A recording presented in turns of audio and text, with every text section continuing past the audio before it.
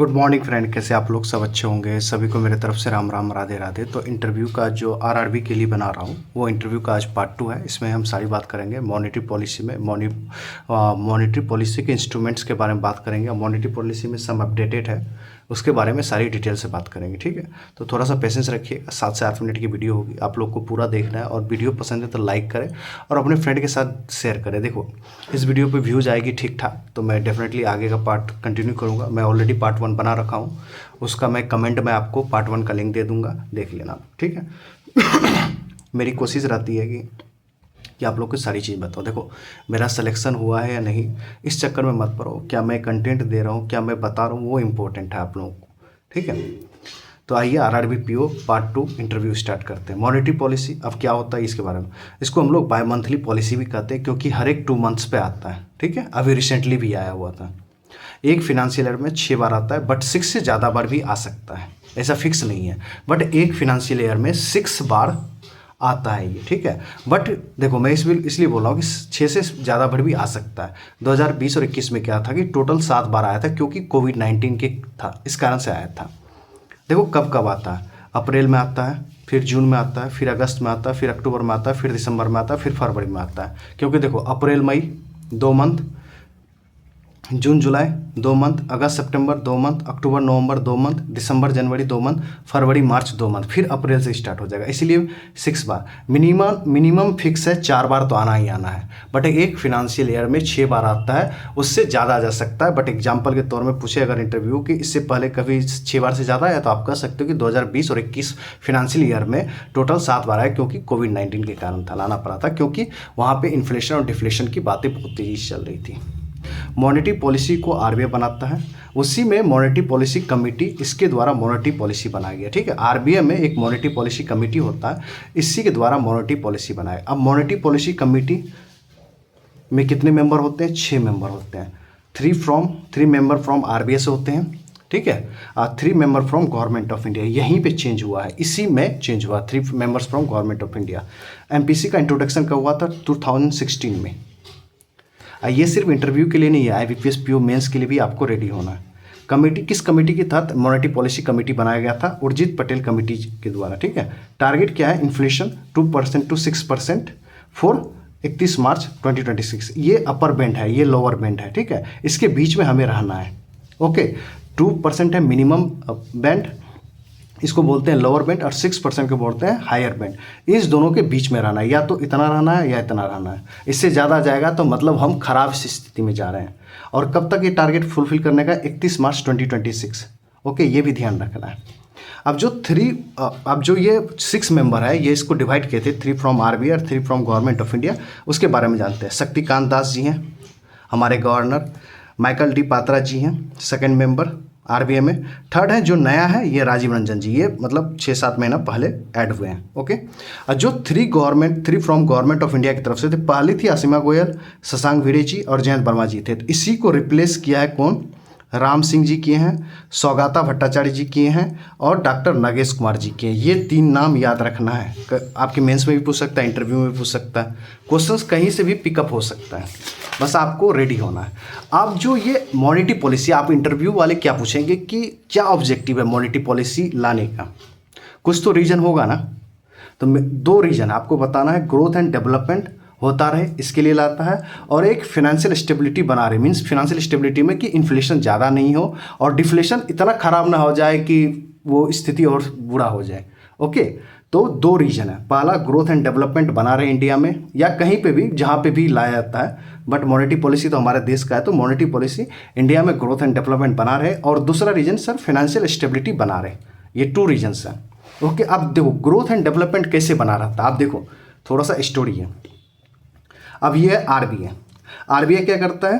Follow of money. यहाँ देखो follow of money हो रहा है। आरबीआई क्या करता है? यहाँ से पैसा रिलीज करता है, बैंक को देता है। बैंक कहाँ कहाँ इन्वेस्टमेंट करता है? एग्रीकल्चर में देता है, एजुकेशन के लिए देता है, होम्स के लिए देता है, बिजनेस स्टार्टअप्स के लिए, इंडस्ट्री के लिए।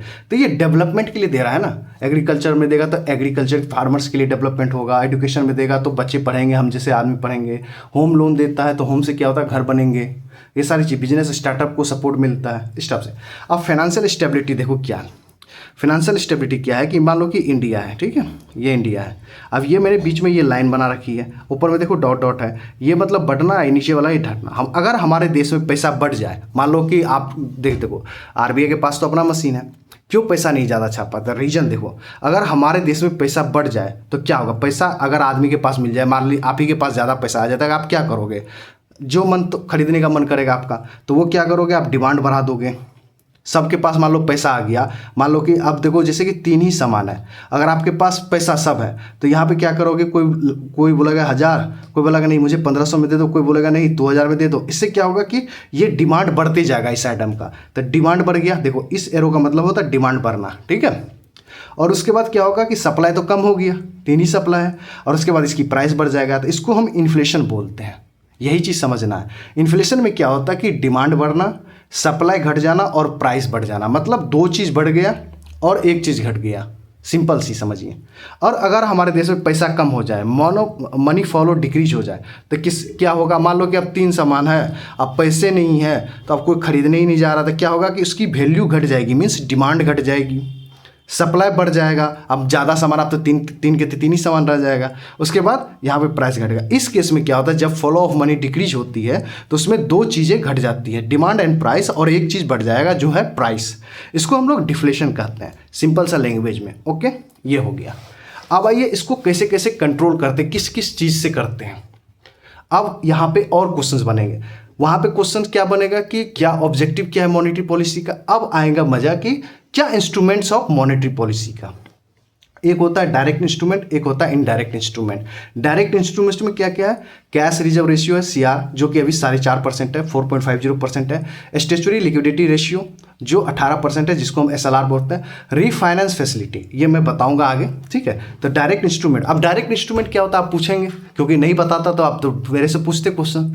डायरेक्ट इंस्ट्रूमेंट का मतलब होगा कि ये डायरेक्ट इंपैक्ट करता है, मतलब आप सीधी सीधी समझो कि मैंने ये सामान दिया और इससे डायरेक्ट इंपैक्ट होगा, यहाँ पे कोई दूसरा चीज़ें इन्वॉल्व नहीं होगा। यहाँ पे इनडायरेक्ट इंस्ट्रूमेंट में क्या है कि ये मैं कहीं से लूँगा, थ्रू होगा, मतलब ये डायरेक्ट नहीं है, ये इनडायरेक्ट वे में है, मतलब यह घूम फिर के इम्पैक्ट करेगा। ये मतलब मैंने इससे किया तो ये डायरेक्ट पहले सबसे पहले यही इम्पैक्ट करेगा, आप समझो, मतलब फील लो इसको। डायरेक्ट मीन्स मतलब डायरेक्टली, मतलब यहाँ पे कोई बीच में कुछ नहीं होगा। मैंने इस कैश रिजर्व रेशियो को बढ़ाया तो मीन्स फॉलो ऑफ मनी घटेगा।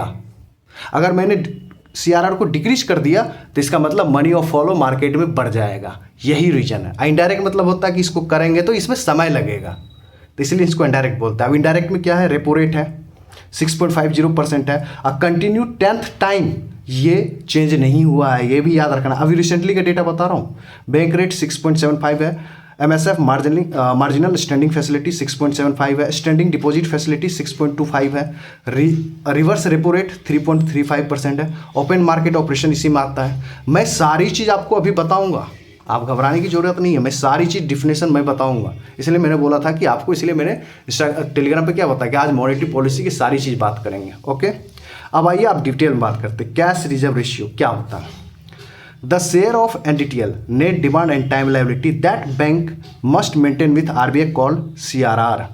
अब हिंदी वाले ये हो गए, इंग्लिश वालों के लिए। अब हिंदी वाले, बैंक अपने NDTL का जो हिस्सा RBI के पास जमा रखती है उसी को CRR कहते हैं।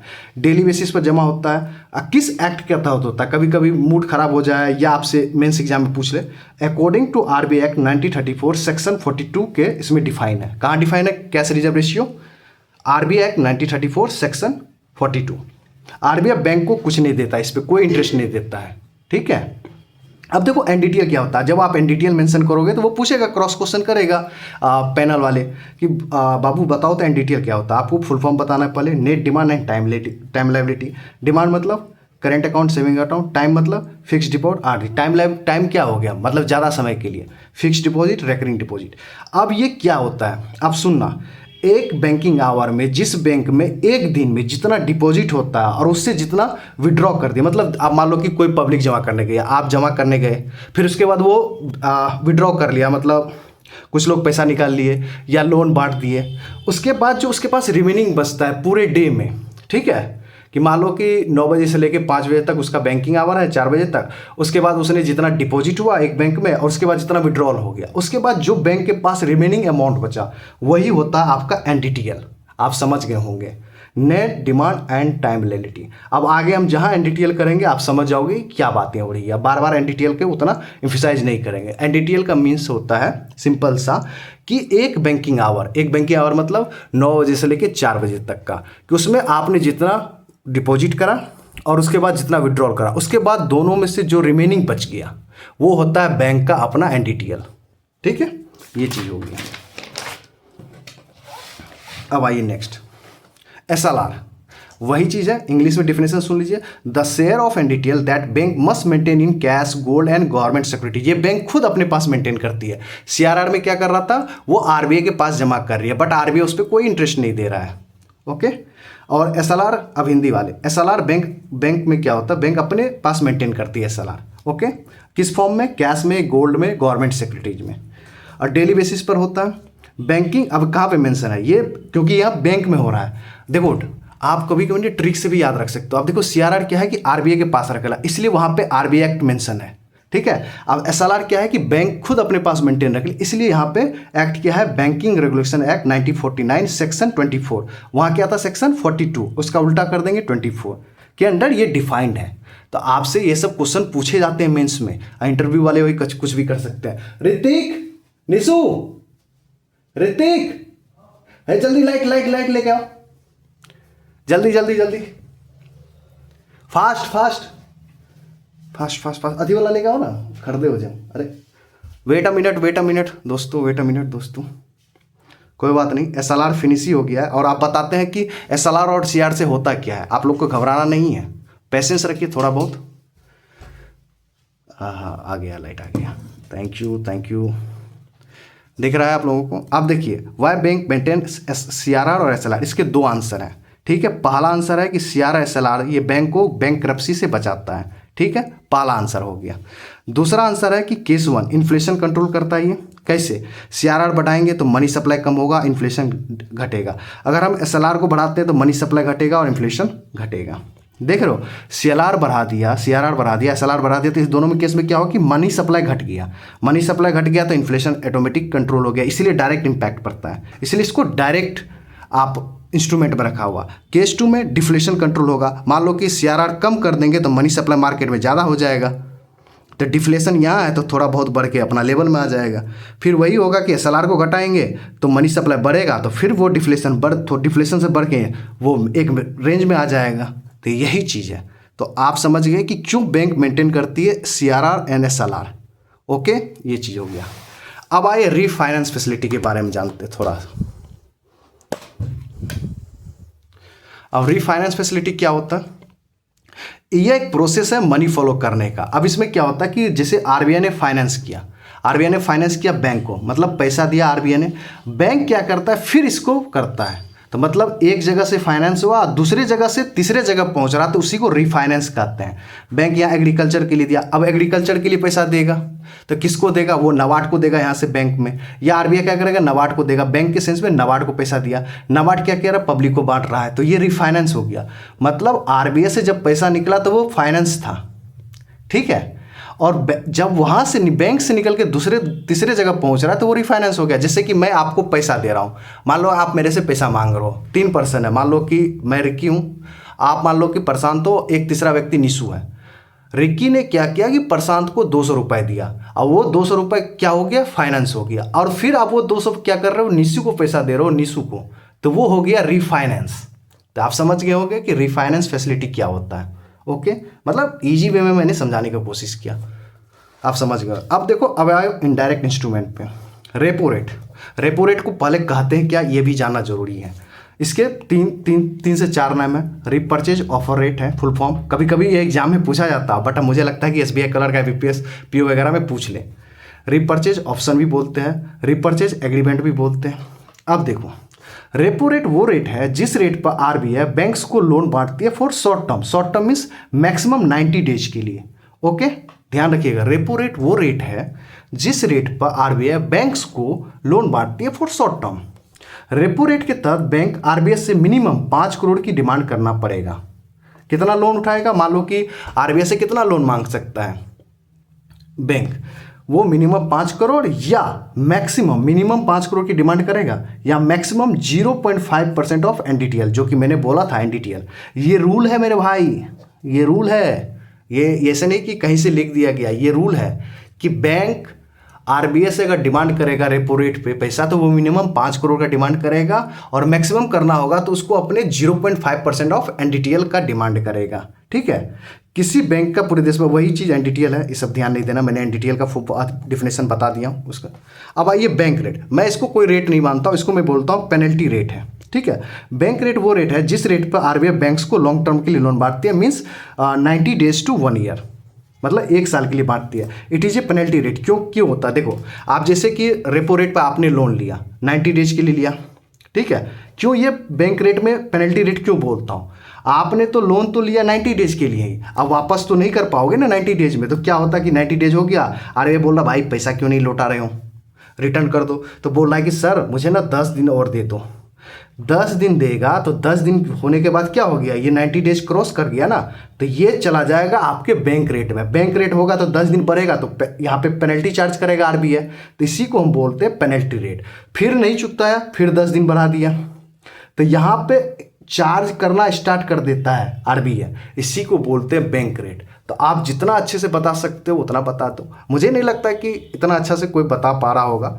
मेरे एक टीचर हैं, गुरु हैं अभिजीत मिश्रा सर, शायद वो इससे भी बेटर बता सकता है। मैं कोशिश कर रहा हूँ किसी एक तरह बताने की कोशिश कर रहा हूँ, बट मुझे और नहीं लगता है कोई इससे बेटर बता सकता है जितना मैं कोशिश कर रहा हूँ आपको बताने का। ठीक है, और वो जो मेरे गुरु हैं उससे बेस्ट कोई हो ही नहीं सकता बैंकिंग के लिए खास करके।